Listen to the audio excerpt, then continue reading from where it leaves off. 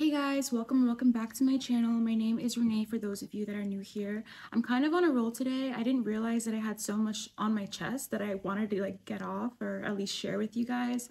So as always, when I learn something or when I find something that's helpful for me, I want to share it. I feel like that's my sacred service for you guys. So if you like this video, leave me a like, leave me a comment, and let's get to the topic. So basically, I want to talk about taking responsibility for your own life.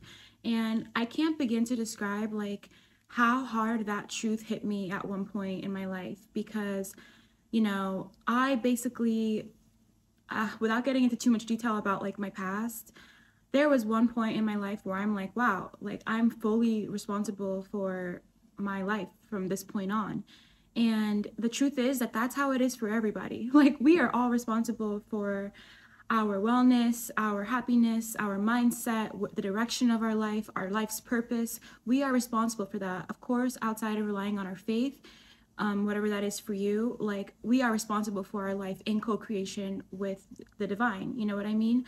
So it's all about taking responsibility for your own life. That's how you get out of the victim mentality, and that's how you get out of the suffering mentality, which is something that I just see all the time, not only in other people, in myself too. And it's this thing of martyrdom. We don't have to live that way.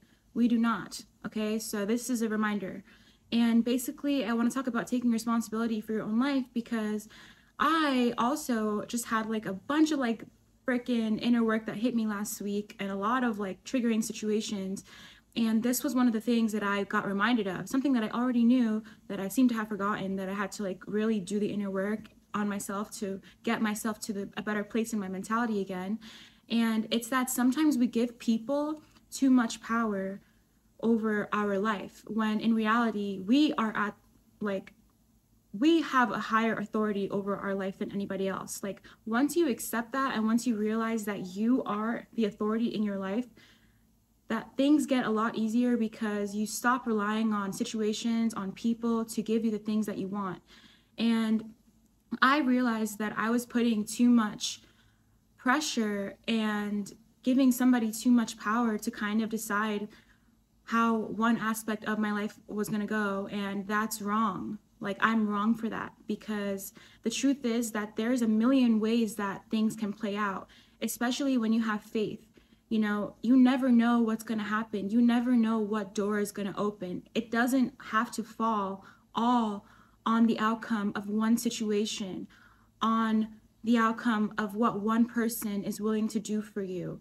It falls on just life, things can play out in so many ways. So putting so much pressure on one thing to play out or on one person is not the right approach, because you're taking the power out of your own hands and you're giving the authority to another situation, to another person.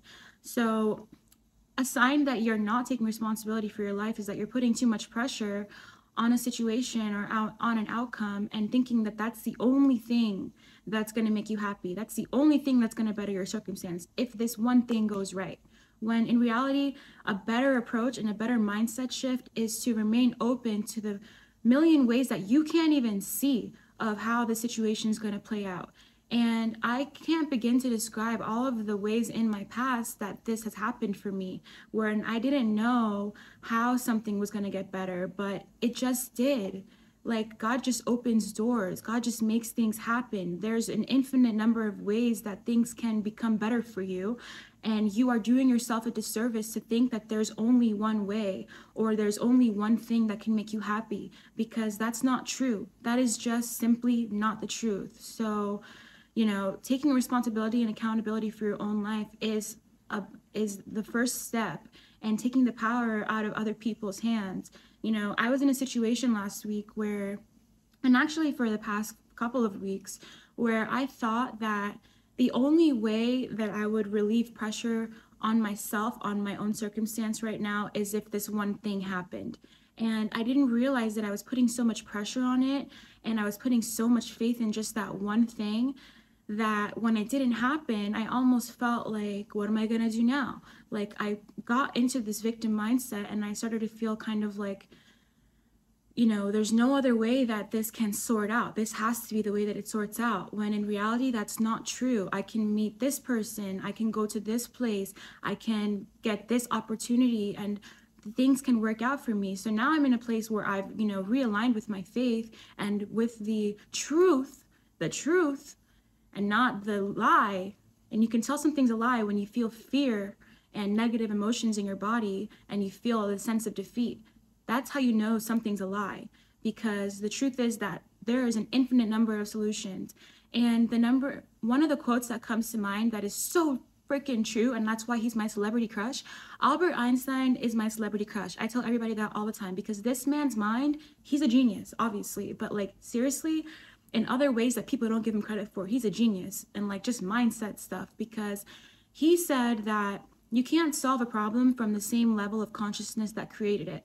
So if you're putting so much pressure and so much authority in one outcome of a situation, guess what? You haven't overcome the level of consciousness that created that problem, if that makes sense. Because you're not like, and I always say this, the solution to any problem is to think bigger, is to be open and receptive to any way that it can come out. And just your job is to keep the faith, do what you can, take aligned action, and then let things play out.